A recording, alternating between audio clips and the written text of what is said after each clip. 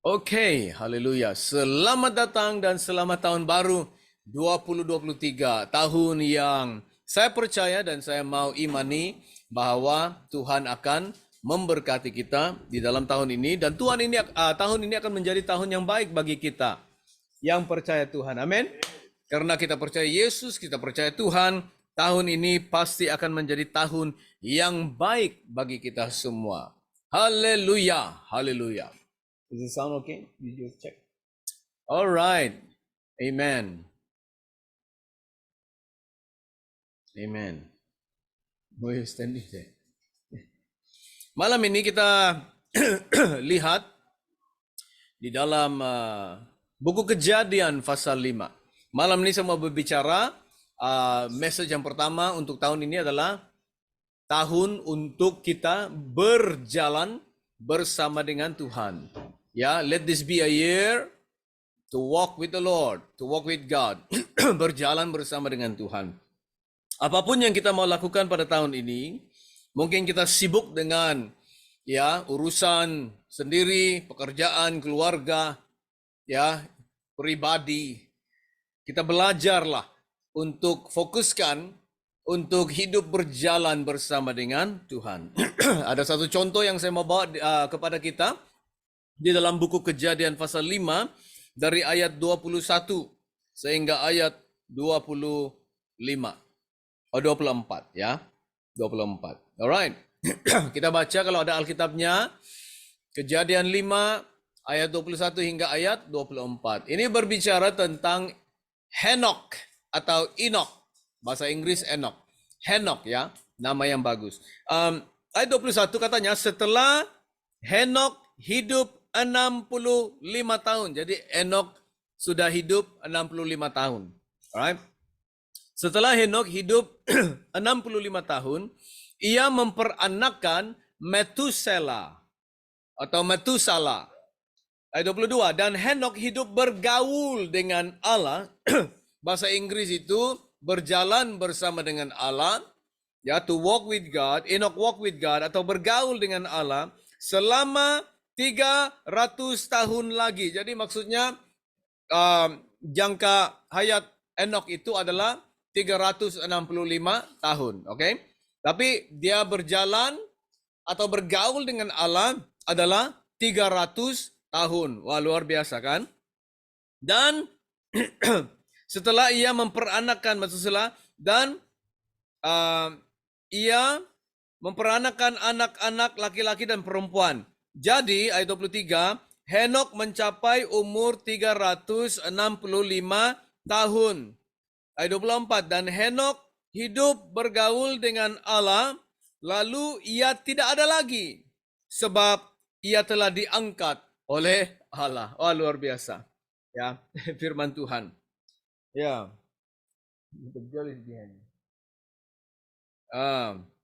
Luar biasa. Nah, saudara-saudara, mungkin message malam ini message yang singkat.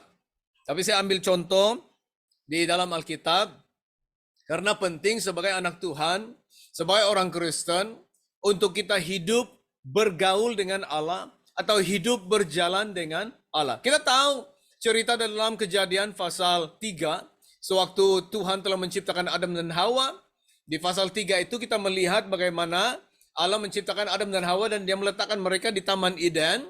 Dan bukan hanya untuk mengerjakan taman itu, ya, pelihara taman itu, tetapi kita membaca dalam firman Tuhan Kejadian 3 bahwa Allah itu turun setiap hari untuk bergaul dengan Adam. Itu tujuan Allah, ya. Jadi dia bergaul dengan manusia, tetapi kita tahu bahwa ceritanya Adam dan Hawa itu telah mengingkari perintah Tuhan dan mereka telah berdosa. Dan dosa itu katanya dalam Yesaya 59 ayat 2 katanya, dosa itu memisahkan manusia dari Allah. Kita menjadi musuhnya Allah. Kita ada perseteruan dengan Allah. Kita tidak boleh berdamai. Tapi Tuhan telah mengirim Yesus untuk mati bagi kita, bukan hanya untuk menyelamatkan kita, tapi kita didamaikan dengan Allah. Kenapa? Supaya kita boleh bergaul dengan Allah lagi. Yesus kata, aku tidak memanggil kamu budak atau hamba, tapi kata Yesus, aku memanggil kamu sahabat, friends. Kenapa? Yesus mau bergaul dengan kita.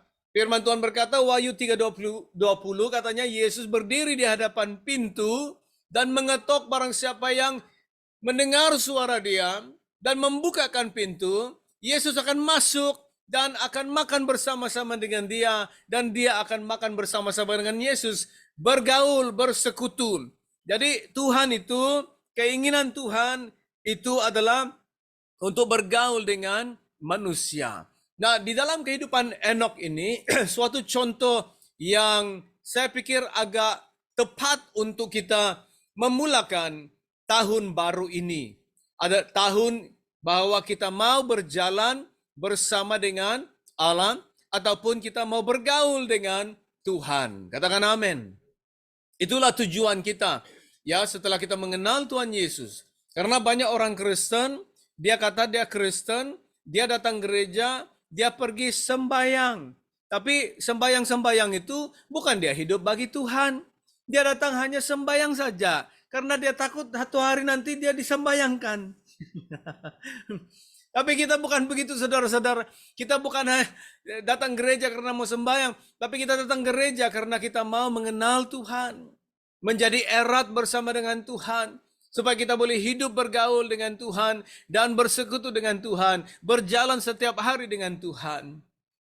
Tuhan menampakkan dirinya kepada Abraham dalam Kejadian 17.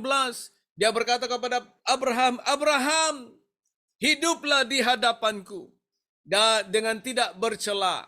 Right? Walk before me blameless, kata Tuhan kepada Abraham. Dia mau kita berjalan bersama dengan Tuhan. Hamba-hamba Tuhan dalam Alkitab, mereka hidup bergaul dan berjalan bersama dengan Tuhan.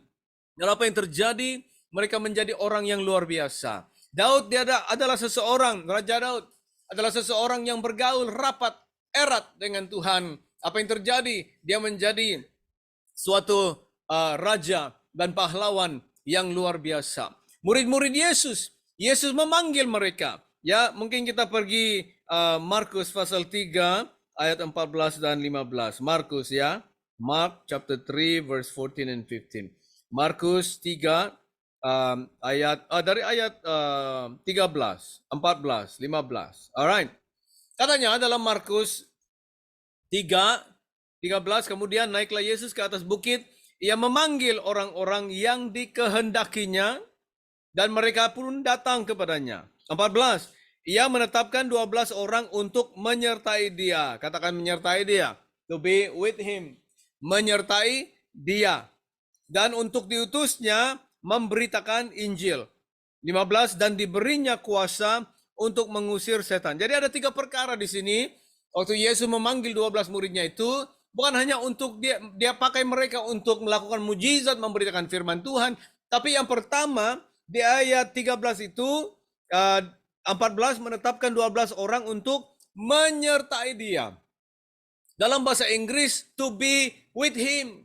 Perkara yang pertama, Tuhan memanggil kita adalah untuk kita menyertai dia, bergaul dengan dia, meluangkan waktu bersama dengan dia. Saudara-saudara, sesuatu perkara di mana banyak orang Kristen abaikan. Banyak orang Kristen hari ini dia pikir dia orang Kristen, tanggung jawab dia adalah pergi gereja sembahyang. Hari Minggu sembahyang. Tapi hari Isnin sepanjang minggu tidak ada. Doa pun tidak, baca Alkitab pun tidak, prayer meeting pun tidak. Apalagi kalau hidup bagi Tuhan, tidak ada. Bukan dia hidup bagi Tuhan. Dia hidup bagi tuak. Dia hidup bagi minuman keras. Dia hidup untuk judi. Dia hidup untuk diri sendiri. Tapi hari Minggu pergi sembahyang. Itu bukan kekristenan, saudara-saudara. Tuhan mau kita berjalan bersama dengan dia setiap hari. Dan tahun ini, dari hari ini, tanggal 1 tahun 2023, hari ini, dari hari ini, kita mulakan berjalan dan bergaul dengan Tuhan Allah kita. Katakan amin. Apa yang terjadi kepada Henokh? Kita kembali kepada Henokh, Kejadian 5. Apa yang terjadi kepada Henokh? Henokh katanya sudah hidup selama 65 tahun. He lived 65 years. Hidup 65 tahun, ia memperanakan Metusela. Setelah Henok hidup 65 tahun, ia memperanakan Metusela. Jadi 65 tahun itu. Di dalam 65 tahun itu, selepas 65 tahun dia memperanakan Metusela. Jadi kita coba bayangkanlah, Henok dia hidup dengan kehidupan dia, tapi sewaktu umurnya 65 tahun, Metusela lahir. Setelah Metusela lahir, dia berkata di sini ayat 22, dan Henok hidup bergaul dengan Allah selama 300 tahun lagi. Jadi di dalam umurnya 65 itu ada sesuatu yang terjadi, dalam hidup dia sehingga dia berubah dan dia mulai berjalan dengan Tuhan selama 300 tahun lagi. Saya harap kita boleh melihat ini dan mengerti ya. Maksudnya, hidup Henok 65 tahun itu adalah hidup duniawi. Hidup berdosa. Hidup tidak berjalan bersama dengan Tuhan. Hidup yang tidak bergaul dengan Tuhan. Hidup yang dia hidup dengan seperti manusia hari ini hidup dengan keinginan sendiri. Bayangkan, di waktu ini Kejadian pasal 5, right? Sebelum Kejadian pasal 6. Apa yang kita lihat dalam Kejadian pasal 6? Tuhan telah menghakimi dunia dan menghancurkan dunia dengan satu air bah yang besar. Sehingga seluruh manusia mati karena air bah atau banjir yang besar itu. Ya. Nah ini pasal 6 Kejadian, maksudnya itu zamannya Henok. Zaman Henok itu adalah zaman orang hidup dalam dosa. Sehingga dosanya begitu dahsyat, sehingga Tuhan mau menghancurkan dunia, membinasakan dunia. Ya, itulah Tuhan memerintahkan Nabi Nuh untuk membuat suatu bahtera yang besar, karena Tuhan mau menyelamatkan Nuh yang hidup di dalam kebenaran. Ya, benih yang kudus, benih yang suci, benih yang kudus Tuhan pilih dari seluruh manusia di dalam dunia. Hanya keluarga Nuh saja yang dilihat Tuhan itu kudus. Amin. Tiada yang lain. Semua orang telah berbuat dosa. Jadi ini zamannya Henok. Sebelum dunia dihancurkan karena banjir yang besar dari Tuhan, penghakiman Tuhan. Jadi Henok umurnya 65 tahun, memperanakan Metusela, dan setelah itu dia hidup bagi Tuhan 300 tahun lagi. Bagi saya melihat ada satu perubahan yang besar di dalam kehidupan Henok. Apa yang terjadi saudara-saudara? Jawaban dia adalah di dalam nama anak dia, Metusela. Atau Metusela. Bukan dia bilang you salah, bukan ya. Ya, tapi nama anaknya Metusela atau Metusela. Metusela bermaksud, kalau kita lihat di dalam bahasa Ibrani, Metusela bermaksud apabila dia mati, itu akan datang. Ya. Maksudnya Tuhan memberitahu Henok untuk memberikan nama anaknya itu Metusela. Karena Tuhan berbicara kepada Henok, saya tidak tahu sama ada dari mimpi, dari visi, atau dari suara Tuhan Henok dengar. Tapi itu membuatkan Henok memberikan nama kepada anaknya Metusela. Jelas bahwa Tuhan menyuruh Henok memberikan nama anaknya Metusela. Yang bermaksud apabila dia mati, itu akan datang. Apa yang itu akan datang? When he die, it shall come. When he die, it shall come. Apa maksudnya apabila dia mati, itu akan datang? Apa yang itu? Itu adalah banjir dan kemusnahan yang telah datang menghancurkan dunia dalam Kejadian pasal 6, banjir yang besar. Haleluya. Tetapi kalau kita baca terus ya, setelah Metusela ayat 25, Lamek dilahirkan. Setelah Lamek dilahirkan, apa ini? Siapa lagi? Nuh dilahirkan.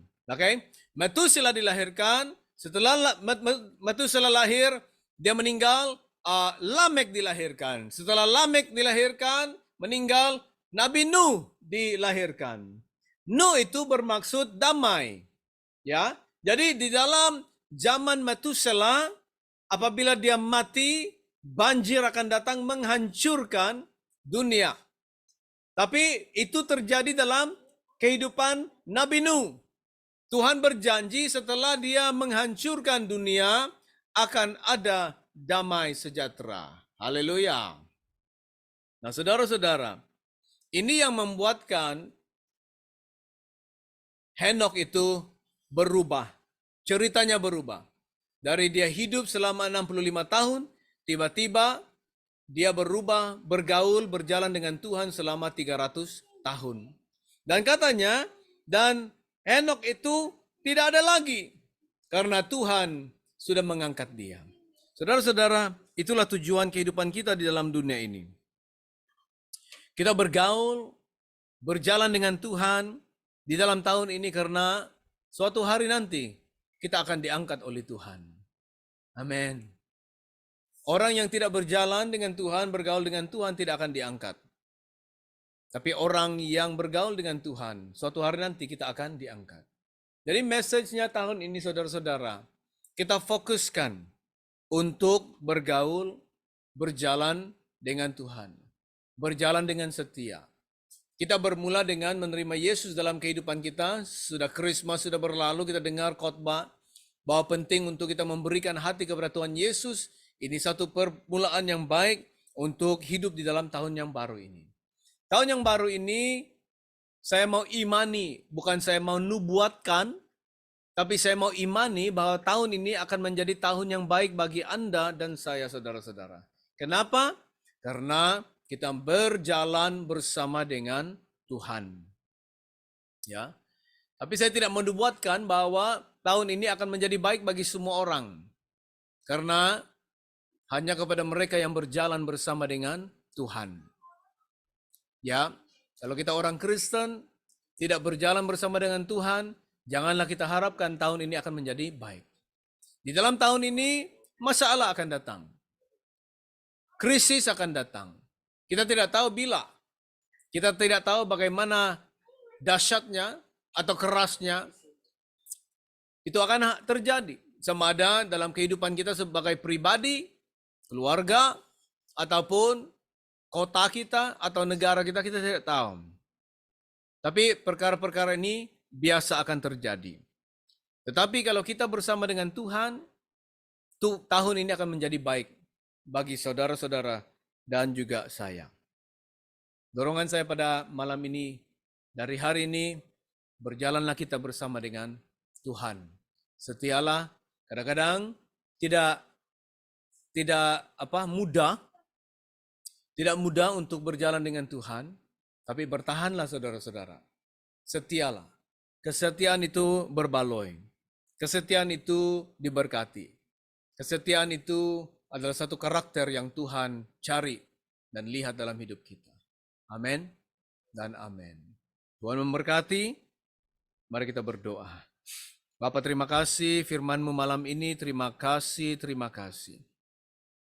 Kami mendedikasikan, kami menyerahkan tahun ini kepada Tuhan. Tuhan berkati tahun ini dari hari ini. Kami mau percaya dan mengimani bahwa saat kami berjalan dengan Yesus, tahun ini akan menjadi baik bagi kami. Tahun ini akan menjadi makmur. Tahun ini akan menjadi berkat bagi kami. Terima kasih Bapa. Saat kami berjalan dengan Yesus, kami akan mengalami kemenangan. Saat kami berjalan dengan Yesus, kami akan diberkati. Terpuji nama Tuhan. Tuhan, kami serahkan tahun 2023 ini dalam tangan-Mu. Berkati Bapa. Berkati Bapa. Terima kasih. Di dalam nama Yesus kami berdoa. Amin. Amin. Tuhan berkati. Kita jumpa minggu depan. Shalom dan Tuhan berkati. Amin.